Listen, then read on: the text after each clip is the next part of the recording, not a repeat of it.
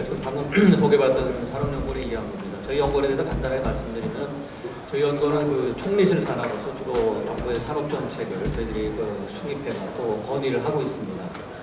주로 제가 이제 산업연구원에서 맡은 그 임무는 자동차 산업 연구입니다. 자동차 산업 연구와 그다음 기업 간 협력 모델 개발 그리고 디자인 산업 연구 이렇게 세 가지를 지금 맡고 있습니다.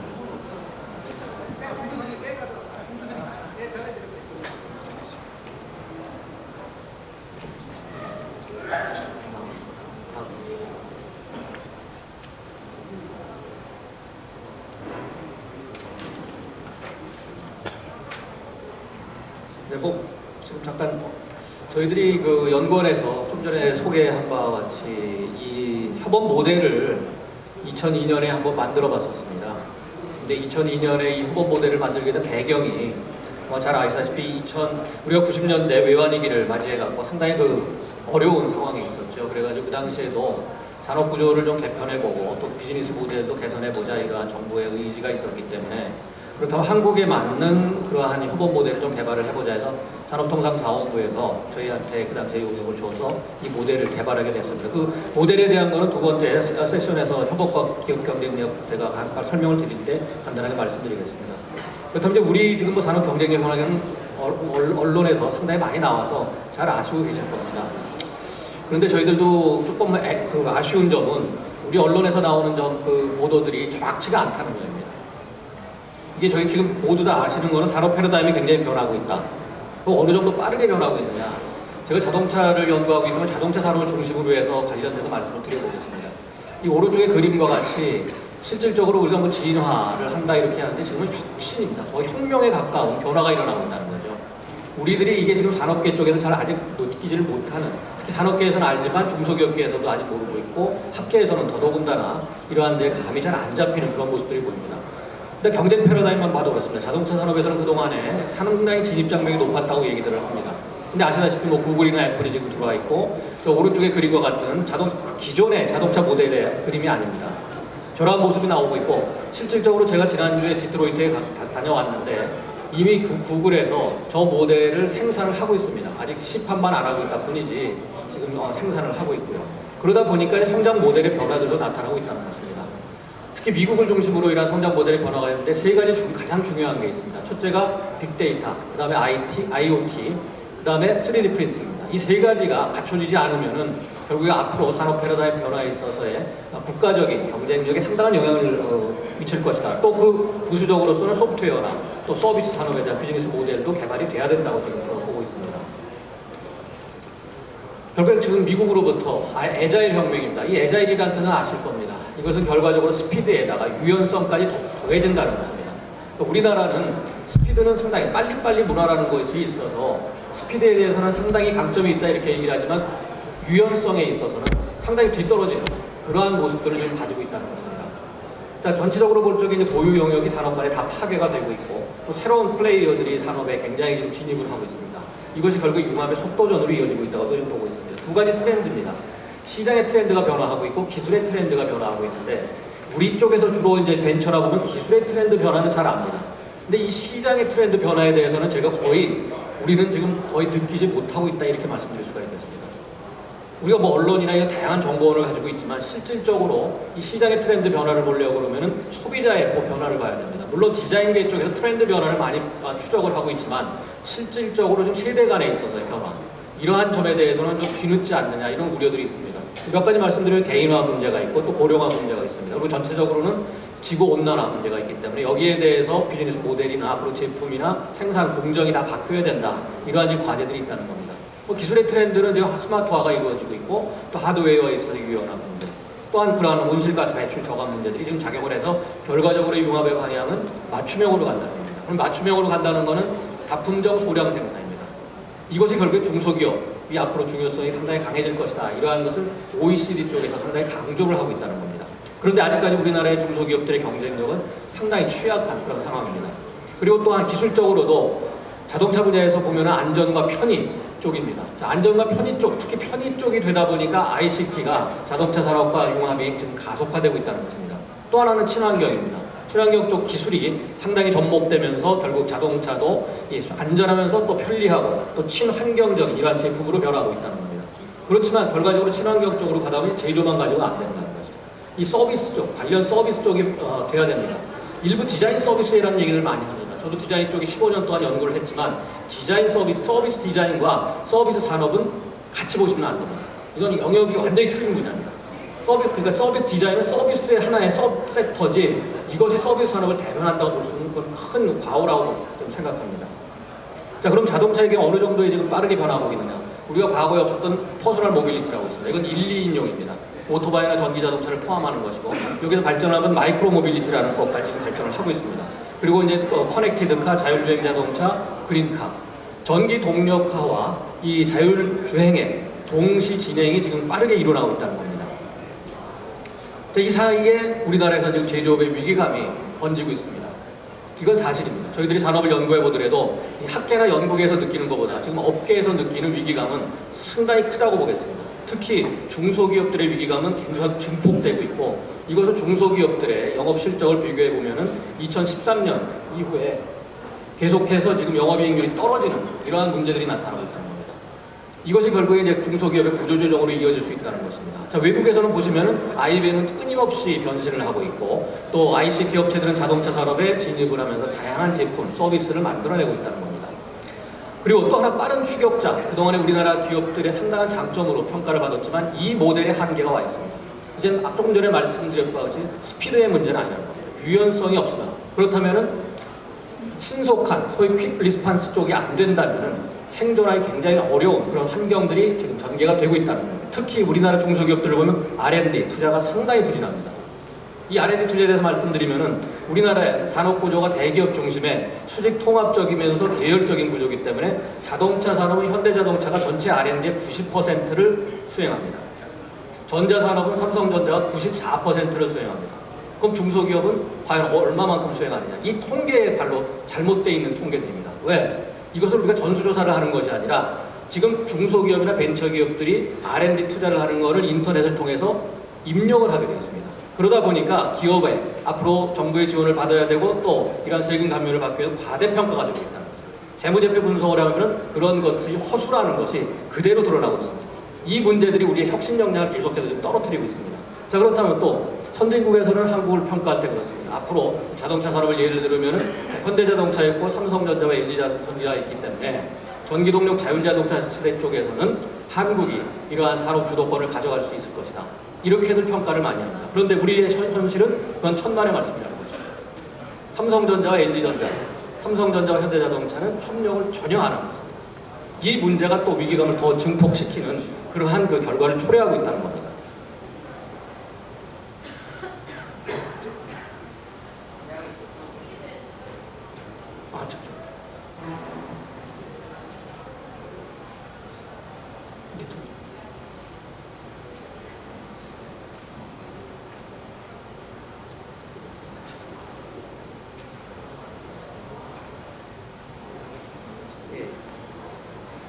자, 그래서 결과적으로는 산업에 있어서 지금 위기감이 고조되고 있는데 우리들이 아직까지는 못 느끼고 또 선진국에서는 지금 한국을 굉장히 높게 사는 것은 사실입니다. 저희들이 유럽이나 미국 쪽을 1년에 수차례 다니면서 그쪽에서의 요구들이 있습니다. 자, 한국의 벤처기업들, 중소기업들의 경쟁력이 상당히 강하다고 지금 평가들을 하고 있는데 사실이냐? 바로 중소중견기업의 경쟁력이라는 거죠. 2014년에 OECD에서 시작한 3년 연구가 있습니다. 우리나라 저희를 포함한 학자나 연구가들은 시류를 굉장히 많이 탑니다. 자, 최근에 굉장히 유행이 되는 연구가 뭡니까? 글로벌 밸류 체인입니다. 글로벌 밸류 체인이 유행하기 전에는 융합이었습니다. 다시 최근에 융합이라는 것이 나오죠. 자, OECD에서 2014년에 한국의 중소기업 육성 사례 3개 산업에 와서 발표를 해달라고 했습니다. 그 3개 산업이 뭐냐면 자동차, 식품, 에너지였습니다. 이 3개 산업을 저희들이 가서 발표를 할 때 실질적으로 자동차는 독점 산업이고 식품 산업은 중소 영세 기업들이 모여있고 또 에너지는 그 당시 상당히 문제가 있었습니다. 그러니까 선진국이 바라보는 시각과 우리의 현실은 상당히 많이 틀리다는 겁니다. 왜 제조업의 위기는 2010년에부터 시작됐느냐? 저희들이 발표를 안 하지만 지금 2,000개 제조업체들의 협력업체들의 재무제표를 비교를 해서 데이터를 다 가지고 있습니다. 거기에서 보면은 중소기업들의 지금 그 재무성과라는 거는 상당히 위기가 아니라 이미 위기에 직면해 있다. 이렇게 보시면 됩니다. 또 하나, 독일이 거의 히든 챔피언이 있으니까 우리가 히든 챔피언을 많이 육성해야 된다. 수년 동안 이 얘기를 했습니다. 여기 보시면은 2015년 기준으로 우리나라는 23개밖에 안 되고 독일이 약 1000개가 넘습니다. 자, 이러한 그런 결과는 어떠한 배경이 작용해서 이러한 결과가 나타나는 것이죠. 바로 히든 챔피언도 저희들이 정의를 잘못하고 있다. 이렇게 볼 수가 있겠고요. 또, 자, 특히 독일입니다.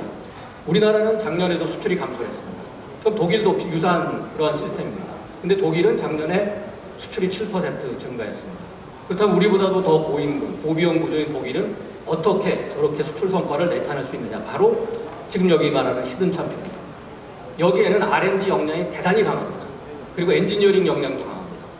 기초, 연구 쪽은 막스 프랑크 쪽에서 지원을 해주고 프라운호퍼 쪽에서 응용 쪽에 대한 지원을 해줍니다. 그렇죠. 우리는 하부 구조가 많이 깔려 있는데 이런 지원 시스템들이 또 안 돌아가고 있는 그러한 문제도 안고 있다는 겁니다. 또 하나입니다. 이 지금 세계적인 R&D 추세입니다. 2015년을 보면은 헬스케어와 자동차, 인터넷, 소프트웨어 쪽에서 상당히 많은 R&D 투자가 이루어졌습니다. 자, 그렇다면 우리나라 기업들도, 우리나라 산업도 헬스케어, 자동차, 인터넷, 소프트웨어 상당히 강하다. 이러한 자화자찬을 하고 있다는 겁니다. 실질적으로 헬스케어, 자동차, 인터넷, 소프트웨어 우리나라의 R&D 투자를 보면은 거의 비교하기 부끄러울 정도의 R&D 투자가 이루어지고 있다는 겁니다. 자, 그럼 왜 그러느냐? 바로 협업과 비즈니스 모델의 문제라는 것입니다. 이 그림의 오른쪽 그림을 보시면은 금융위기 이후입니다. 2010년 이후에 선진국들의 R&D 투자가, 기업들 투자가 급속히 증가하는 걸 볼 수 있습니다. 특히 매출액 대비 R&D 투자, 집약도는 더 빠르게 증가를 하고 있다는 것입니다. 이것이 최근에 선진국들이 혁신적인 제품과 공정으로 이어지고 있다는 것입니다. 그렇지만 우리나라는 거의 지금 정체되어 있습니다. 금융위기에 반짝했다가 R&D 투자가 지금 정체되어 있기 때문에 혁신 제품이나 공정이 나오고 있지 않다는 것입니다. 바로 우리 산업은 지금 2010년 이후에 역동성을 상실했다는 겁니다. 디지털화의 속도도 굉장히 둔화되고 있다는 것입니다. 이것은 왜 그러냐? 많은 선진국 전문기관들이 평가할 때 두 가지입니다. 전략과 실행력이 없다는 겁니다. 플랜은 장대하게 세웁니다. 그렇지만 세부 전략이 안 되다 보니까 실행에 옮기지 못해서 결국에 혁신 역량이 저하되고 있다. 이것이 선진국의 평가입니다. 그러다 보니까 좀 전에 말씀드렸듯이 제품 공정 서비스 혁신의 문제가 대두가 되고 있고, 이것에 그렇지만 그 전반적인 배경에는 어떠한 그 요인이 있느냐? 바로 수직 계열 사업 모델하고 통합 구조의 문제라는 겁니다. 이것은 하루아침에 고치기가 굉장히 어려운 그러한 요인들입니다. 정부에서도 지금 몇 년 동안에 이런 수직 계열이나 통합 구조를 바꾸려고 하지만 그렇게 쉽게 움직일 수가 없는 것이 우리의 그 대기업들의 우리 산업에 미치는 영향이 상당히 크기 때문에 그렇습니다. 최근에 보면은 미국, 독일, 일본, 중국 등의 경쟁국의 제조업 경쟁력 강화가 있습니다. 이 배경에는 바로 전략적 제휴라는 협업이 작용하고 있다는 겁니다. 그렇지만 우리 모두에도 말씀드렸듯이 우리나라 산업에 있어서의 협업은 이루어지지 않습니다.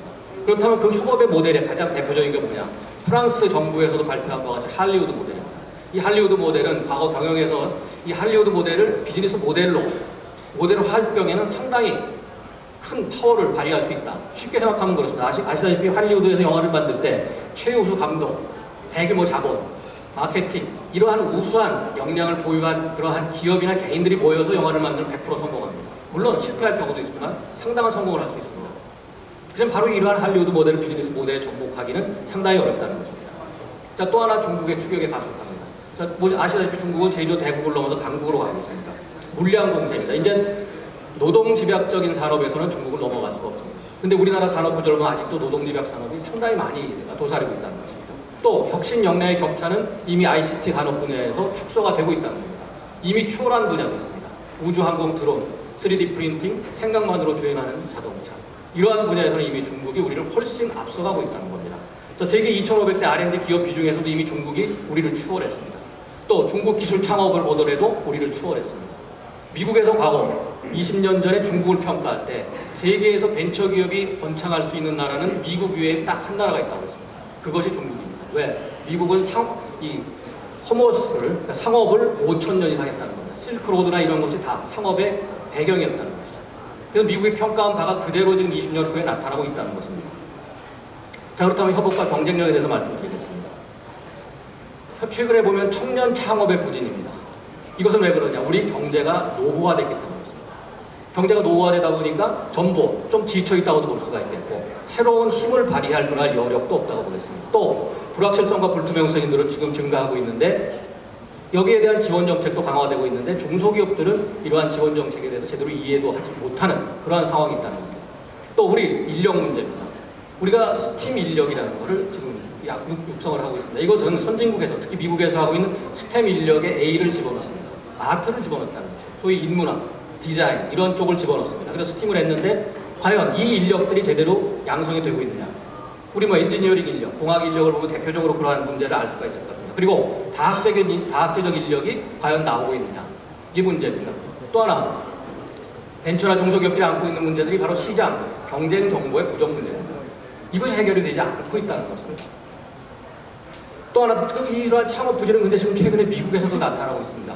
오른쪽 그림을 보듯이 미국에서도 가게, 과거에 맘스앤팝 소위 1인 창업이 상당히 최근에 줄어들고 있는 그런 문제도 나타나고 있다는 것입니다. 그렇지만 기회는 계속 있다는 겁니다. 자, 오른쪽에 보시듯이 지금 자동차 산업의 소위 가치 사슬입니다. 이거는 전통적으로 부품업계, 완성차업계, 판매업계, 금융업계 4개가 지금까지는 자동차 업체의 부가가치를 이뤘습니다. 근데 앞으로 자동차 산업의 부가가치는 커집니다. 그렇지만 새로운 경쟁자들이 들어오는데 거기엔 에너지업계와 운영업계 그리고 소기업입니다. 그리고 지금의 완성차 업계의 역할은 대폭 축소가 된다는 것입니다. 이것이 최근에 현대자동차가 고민을 하고 있는 것입니다. 도요타 자동차가 고민을 하고 있습니다. 그 도요타 자동차가 인공지능에 투자를 하는 거고 로봇 기업을 인수를 하고 있는 거고 바로 그러한 모습들이 지금 나타나고 있다는 거죠. 바로 소기업들이 바로 가장 큰 역할을 할 수 있다는 것입니다. 그래서 저희들이 볼 적에 과거 김우중 회장이 얘기합니다. 세계는 넓고 할 일은 많다 이랬지만 세계는 더 넓고 할 일은 더 많아졌습니다. 그렇지만 우리가 여기에 지금 대응을 하지 못하고 있다는 것입니다. 바로 혁신에 가득합니다. 제품 공정 서비스 비즈니스 모델 조직 전체적인 혁신이 일어나고 있는데 우리는 이러한 혁신에 상대적으로 부진하다는 것이죠. 자, 4차 산업혁명입니다. 대량 생산의 시대는 이제 종언입니다. 물론 단기간에 그렇지는 않을 거로 봅니다. 이 문제로서 OECD에서 이미 중소기업의 역할 강화 이것을 추진하고 있고 여기에는 유럽 기업들이 상당한 강세를 지금 보이고 있다는 겁니다. 또 제조업의 민주화입니다. 오바마 대통령이 얘기합니다. 그건 무엇이냐? 이제 누구나 제조업에는 진입이 가능하다는 겁니다. 그래서 창업의 활성화도 더 지금은 일시적으로 좀 부진하지만 늘어날 수 있다는 겁니다. 또 메이커스 시대가 전개되고 있다. 주문 생산 시대가 전개되고 있다는 겁니다. 자, 또 하나 그렇습니다. 우리나라 언론에서 디트로이트는 죽었다고 합니다. 제가 지난주에 디트로이트를 갔다 오고 매년 갔다 옵니다. 디트로이트는 미국 4위의 첨단 기술 도시로 다시 재탄생했습니다. 이것을 아는 우리나라의 언론이나 정보가 지금 부족하다는 것이죠. 제 눈으로 이번에 가서 또 보고 왔고 이번에 지금 디트로이트와 저희들이 글로벌 네트워크를 정부가 만들라는 것도 바로 이러한 디트로이트의 경험을 살릴 수 있다는 것입니다. 자, 그렇다면 지금 대전입니다. 그림에 잘 안 보이지만 오른쪽입니다. 미국이 지금 평가한데 미국도 작고 이러한 실리콘밸리와 같은 혁신도시가 줄어들고 있다. 그리고 해외에서 혁신도시가 늘어나고 있는데 그중 대전이 세계 8위입니다. 미국은 평가하고 있는데 우리나라에서 평가를 안 하고 있다는 것이죠. 이것이 지금 모순이라는 겁니다. 자, 전 세계적인 협업도 증가하고 있습니다. 이것은 불황이 닥치면 협업을 합니다. 1980년에 대규모 불황이 있을 때 전 세계적으로 협업이 늘어났습니다. 근데 우리는 그 당시에 굉장히 3조 호황이라는 것은 잘 나갔다는 것이죠. 금융위기가 닥쳤습니다. 또 다시 세계 기업들은 전체적인 협업을 증가합니다. 우리는 또 안 하고 있습니다. 이것이 우리한테 이제 결과적으로 위기로 지금 닥쳐오고 있다는 겁니다. 전체적인 첨단 산업, 첨단 기술 산업 중심입니다. 이것이 그렇지만 최근엔 전 산업으로 협업이 확산되고 있는데 당연히 위험과 투자 비용의 분산과 분담을 위해서 하는 겁니다. 또 대기업 간, 대기업 중소기업 간, 대기업 벤처기업 간 협업으로 전체적으로 확산이 되고 있다는 겁니다. 바로 저희들이 외환위기 때 이 모델을 소위 ICMS라는 저희들이 이름을 붙였습니다. 왜 영어로 붙였느냐? 우리도 이제 국제협업 사업을 더 확산하기 위해서 영어로 이름을 붙인 겁니다. 한글로 하게 하면 전문 기능 연계 협업이라고 제가 붙인 겁니다. 2002년에 개발을 했고 2007년에 법제화를 시킨 겁니다. 좀 전에 다시 말씀, 왜 그럼 첨단 기술 산업인가? 부가가치가 높고 고용 효과가 높기 때문입니다. 임금이 높습니다. 그렇다 보니까 중산층이 두터워지는 것이고 이것이 결국에 내수 진작으로 이어질 수 있고 투자와 수출로 이어질 수 있기 때문에 모든 선진국 기업들도 이러한 첨단 기술 산업 이를 바탕으로 한 제조업 육성에 나서고 있는 것입니다.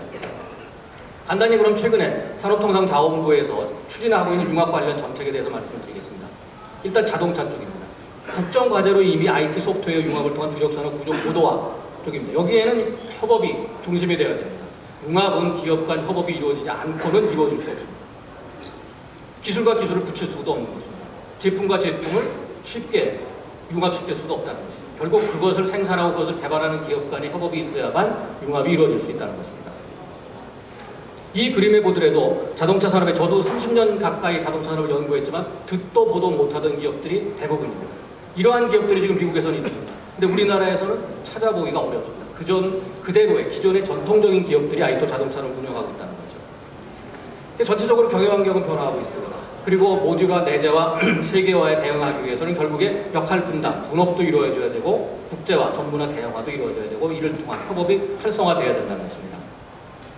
전통 방식과 저희들이 ICM에서 사업 영역을 비교해 놓은 겁니다. 전통적으로는 수직 통합적 구조였다는 거죠. 효율적인 기업 생태계에 있어서는 가장 효율적인 것이 수직 통합적이며 계열적인 구조입니다. 그렇지만 지금과 같이 패러다임이 바뀌면서는 이것은 이제 노후 모델이 됐다는 겁니다. 이 모델로 더 이상 한국 산업이 지탱하기는 굉장히 어려워졌다는 것입니다. 그래서 가장 저희들이 디자인 쪽에서도 많은 이 모델을 개발하고 디자인 주도형, 디자인 지원형이라는 이러한 하나의 모델을 가지고 그동안에 사업을 해왔지만 이것이 잘 안 됐다는 것입니다. 왜? 우리나라의 디자인은 저도 15년 동안 연구를 해봤지만 어떻습니까? 아직까지 가불문화라는 산업에 있어서의 을로 작용, 이것이 갑으로 작용한 적이 별로 없었다는 거죠. 그러다 보니까 디자인 주도형이라는 것은 있을 수가 없습니다. 디자인 쪽에서 아까 말씀드린 트렌드를 가지고 결국에 아이디어를 내고 그것이 기술 개발로 이루어질 수 있는 이러한 시스템이 만들어져 있지 않다는 것입니다. 그래서 디자인 지원형입니다.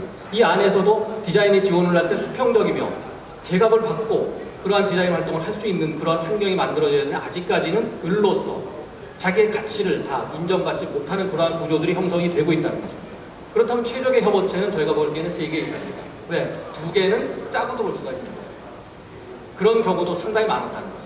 이건 무늬만 협업이 될 수 있기 때문에 결과적으로 3개가 되어야 된다는 것이고 또 협업 참여 기업들 제공 자산들의 공정한 가치 평가 시스템이 이루어져야 됩니다. 여기에는 상당한 전문성이 뒤따라야 됩니다. 그리고 협업 참여 기업들에 대해서는 역량 강화를 할 수 있는 지속적인 지원이 또 이루어져야 된다는 것입니다. 이 협업 모델에 저희들이 매뉴얼을 중소기업청에 만들어지면서 협업 모델이 이렇게 4가지를 주도를 그려줬습니다. 근데 왜 협업이 부진했느냐? 이것은 하나의 샘플입니다. 거기에서 유연성이 없다는 겁니다. 이거는 하나의 참고지, 이거를 갖고 수백 개, 수천 개의 다시 모델을 만들어서 지원을 하라고 그랬는데 이 4가지만 보고 지금까지 10년을 하다 보니까 이게 나올 수가 없는 거예요. 그 경직화라는 거죠. 근데 왜 그렇습니까? 이 4가지에서 만약에 벗어나서 지원을 했는데 실패하면 그 책임은 누가 져야 되느냐? 이 책임 문제 때문에 안 된다는 거죠. 바로 그러한 것들이 지원 정책의 비효율성을 또 나타내는 것입니다. 결과적으로 지금 자동차와 관련 산업의 얼라이언스, 융합 얼라이언스 프로그램이 출범을 했습니다. 작년 12월 8일 날 서울에서 산업통상자원부가 우리나라 국내 대기업 5개 기업들에 대해서 말씀을 드리면은 1번은 현대자동차입니다. 2번째는 LG전자입니다. 자, LG전자까지는 이해하십니다. 3번째는 한화입니다. 그러니까 한화가 왜 자동차 사업에 들어갔느냐. 자, 4번째는 KT입니다. 5번째는 네이버입니다. 그리고 6번째는 중견기업이라는 오비고라는 소프트웨어 업체였습니다. 이 업체가 평생 처음 만났습니다. 그리고 협업을 하기로 했고 앞으로 중소기업 협업을 지원하기로 했다. 과거에 네이버나 KT 과연 자동차 산업을 할 수 있었을까요? 바로 거기에서 모델이 바뀌고 있다는 것입니다. 뭐 여기에는 그냥 제가 시간 관계상 지나가겠습니다. 앞으로 추진 사무국도 운영을 할 겁니다.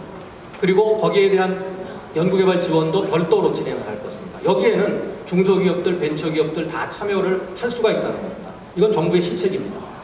자, 얼라이언스의 개요를 말씀드리겠습니다. 조립대기업, 부품소재, 창업벤처 등 융합, 협업, R&D를 실제 수행할 수 있는 다양한 분야의 기업들로 구성한다. 그리고 이미 아까 조금 전에 말씀드린 것처럼 오토 얼라이언스가 출범했습니다. 오토 얼라이언스뿐이 아니라 앞으로는 소재의 얼라이언스 출범을 할 거고 부품의 얼라이언스 출범할 겁니다.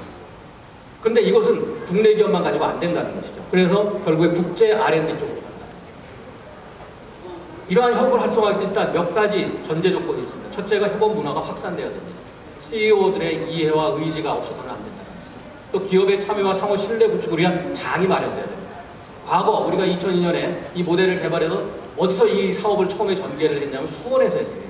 수원 이의동에 가면 중소기업 지원센터가 거대하게 이루어지고 거기에는 삼성전자의 협력업체는 협성회들이 많은 그 공장들을 가지고 있었고 그 시기에 이러한 협업 모델을 운영한 결과 등록된 회원수만 900개에 달했습니다. 그리고 ICT 업체는 라이프 사이클이 짧기 때문에 이러한 프로젝트별 사업이 굉장히 잘 되었습니다. 하는 몇 가지 사례를 간단하게 말씀드리겠습니다. 그 당시에는 작은 디스플레이 사업이 있었습니다. 한 중소기업이 디스플레이를 개발해갖고 8인치 정도 됐었습니다. 이걸 팔 로가 없었다는 거죠. 근데 그 지역에 모인 건설회사 회장들이 이것을 아파트에, 그 당시만 해도 초기입니다. 아파트에다가 달면 되겠다 해서 단번에 4만 개의 매출이 났습니다. 그리고 그 기업은 4억을 줄 수도 있었습니다. 또 하나입니다. 하나는 유압, 소위 유압, 어떻게 보면 묶는 기기라고 말씀드리겠는데, 우리가 건설 현장에 가면 철근을 손으로 묶습니다. 근데 한 분이 그 유압 기기로 인해서 자동으로 묶을 수 있는 기술을 개발해 왔다는 겁니다. 그래서 그것을 상용화하기 위해서 몇 군데 사장님들이 모였습니다. 거기에서 아이디어가 나옵니다. 우리 같은 학자들이 비즈니스 아이디어가 나오지 않습니다. 경험에서 나옵니다. 그래서 첫 번째 말씀이 뭐냐. 자, 그럼 전자에 우리가 뭐 코드를 묶습니다. 그것을 자동적으로 묶을 수가 있겠다. 자, 또 과수원에 노인들이 있습니다. 그 과수원 일일이 묶어줘야 됩니다. 그걸 다 묶을 수 있겠다. 아이디어가 다양하게 나오고 있습니다. 그런데 결과적으로 마지막에 그 사업이 안 된 이유는 그럼 누가 자본을 댈 것이냐. 아무 사장님도 말씀 안 했습니다. 바로 그러한 자본의 문제라는 거죠. 그게 우리의, 그렇다면 그 자본을 특허줄 수 있는 게 벤처 캐피탈이나 금융권인데 이것이 안 되고 있다는 것이죠. 자, 이 문제라는 겁니다. 자, 그래서 결국 상시적인 대화, 정보 교환에서 장이 꼭 있어야 됩니다. 사장님들이 어느 때나 모여서 의견을 교환할 수 있는 그러한 장이 마련되는 거예요. 두 번째, 협업추진 시스템의 효율화입니다. 관련 자원의 확보, 관련 조직이 구성이 되어야 됩니다. 그때는 협회가 있었습니다. 협회가 중재를 하고 많은 기업들이 장에서 대화를 나눌 수가 있다는 거죠. 근데 지금은 그러한 존재가 없습니다. 그래서 이것을 만들어야 되고 예산, 인력, 추진체가 만들어져야 됩니다. 또한 관련된 연관 조직, 지원 가능 시설도 연계가 되어야 됩니다. 마지막으로 협업사업이 굳지 않다. 저희들이 지금 하고 있는 겁니다. 자, 독일 정부가 한국의 녹색 사업에 대해서 상당히 3년 전부터 높게 하고 있습니다. 그래서 베를린에서 독일 외교부 주관으로 1년에 한 번씩 아시아 위크가 열립니다. 우리 기업들 아무도 참여 안 했습니다. 작년에 한 20개 기업이 참여해서 한 30% 정도가 성과를 그 자리에서 달성했습니다. 독일 기업들, 우리에 대해서 상당히 관심이 많습니다. 자, 미국입니다. 디트로이트와 실리콘밸리입니다. 지금 실리콘밸리는 테슬라와 연계를 하고 있습니다. 테슬라가 지원을 해주기, 한국 시장에 들어오는 조건으로 실리콘밸리 쪽에 네트워크를 하나 만들기로 했습니다. 자, 디트로이트입니다. 디트로이트 주정부와도 아까 말씀드린 디트로이트가 자동차 산업이 있는 곳이에요. 구글도 디트로이트가 있습니다. 애플도 디트로이트가 있습니다. 디트로이트와도 지금 네트워크를 만들고 있습니다. 여기에 참여하는 아무나 참여, 오픈입니다. 그렇지만 역량은 철저히 저희들이 분석을 할 겁니다. 그리고 미국 시장에 다이렉트로 들어갈 수 있는 그러한 길을 열어줄 것입니다. 왜? 미국에서도 지금 ICT나 한국 기업에 대한 관심이 굉장히 많습니다. 그런데 정보가 없습니다. 물론 포트라나 무역협회가 할 수 있습니다. 근데 이제는 포트라나 무역협회가 할 수 있는 정도의 단순한 그러한 산업구조가 아닙니다. 산업구조가 굉장히 복잡해졌고 기술의 복잡성도 높아졌기 때문에 산업을 알거나 기술을 전문적으로 알고 이런 분들이 참여하지 않으면 미국 쪽에서 선뜻, 독일 쪽에서 선뜻 협업하려 하지 않다는 것입니다. 그것이 지금 저희들이 모색하고 있는 글로벌 컨버전스 네트워크라고 말씀드릴 수가 있겠습니다. 네, 이상으로 제 강의는 마치도록 하겠습니다. 감사합니다.